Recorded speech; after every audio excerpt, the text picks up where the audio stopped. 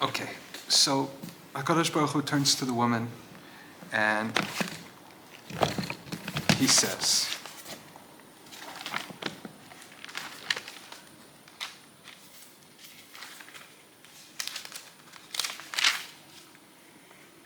El ha'isha amar. So Havai Elokim says to the woman, Harba arbe etzvonech veheronech.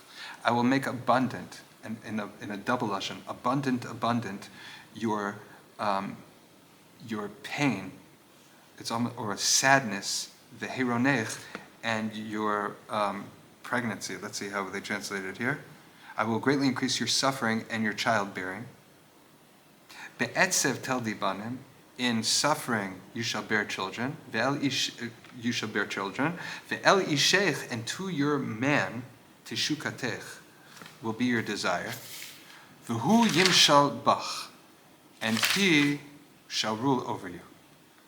So now we're determining the realities of being a woman and the realities of being a woman vis-a-vis her relationship with the man in her life. There's two issues. There's on the role of femininity, how it experiences that, and that's the unique things that an Isha goes through. Now it's been introduced as a bitter experience, right? And also that in the dynamics between her and her husband, now she will feel, she will be craving him, beholden to him, following him, and there will be a power dynamic that somehow he will be given a rule over her. Okay.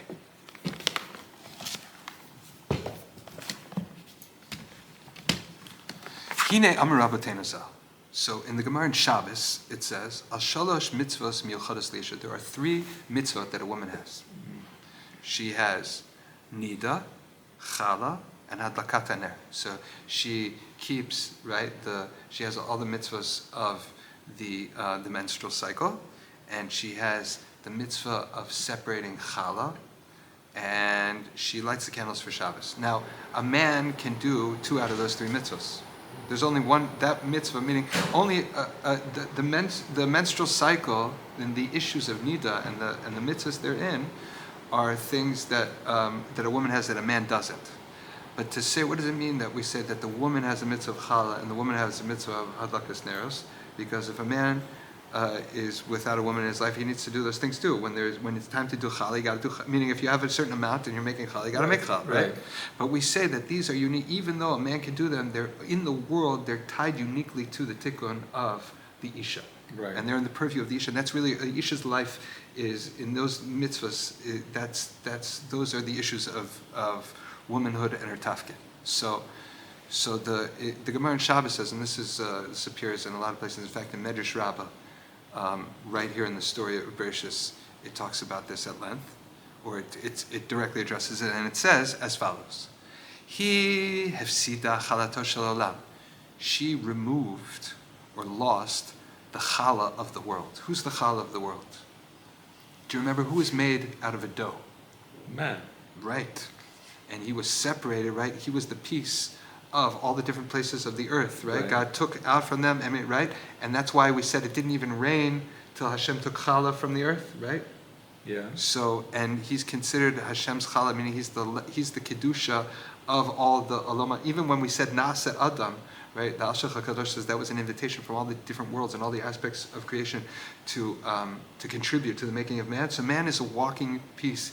He's a particular piece of all the elements of creation that was removed, right? So he's the chala of the world, and now he's been snuffed out from existence the way he was meant to because of the actions of Isha, and therefore she has to now separate chala. Okay? Tafresh chala. He kivta ner shel olam. So the verse says, it says, Ner Hashem, the candle of God, nishmat adam, is the soul of a person. Okay? So we know that the verse says that the soul of a person is considered like a candle. So he kipsa ner shel olam. She extinguished the flame of the world, the ner of the world, meaning the neshama of humanity that was invested in the world, which is nishmat adam. Tadlik et haner. She's responsible for kindling the lights. He shavcha dama shel olam, and she introduced mortality to humanity in the world. She spilled his blood. Tishmar dam nida. So now she has the tikkun through the blood of nida. V'halo yiksha. And you could certainly ask, what? All those three things, they come from one action? That's laying it pretty thick on the woman, huh? You're gonna do this now, because meaning all the metaphors you could think of the upshot of feeding Adam. Now we're going to turn that into all different kinds of mitzvahs she could do, right? How do you want to look at it? She snuffed his candle and she got rid of, meaning what's going on here? However, this is an opportunity for her to be mitaken, to rectify that which was perverted through her. Because in a human being, you have four components. You have the chomer, the material, right, the matter, that's your physical body. Veha-nefesh, veha-ruach, veha-neshama.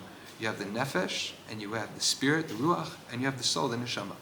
V'hine ha-neshama shehi ha-chelek Elohi, the soul from the highest place, which we say is the godly part, enu mekabelet onesh al avon, it never gets punishment on sin, because it's never with you when you sin. Because when a person is about to sin, it cuts out and says, see you later, because it doesn't want to get tainted. So any time that a person is really going to sin, also, you should know, the Mekubalim say, your neshama leaves you, and then you're a walking zombie.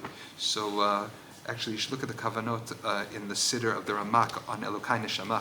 And you have to be very, very grateful when you wake up in the morning and you have your soul again, especially if somebody did something they shouldn't. And you should hope that God gives you the soul that you deserve or that you want when He gives it back to you. Anyway, to be continued. Welcome.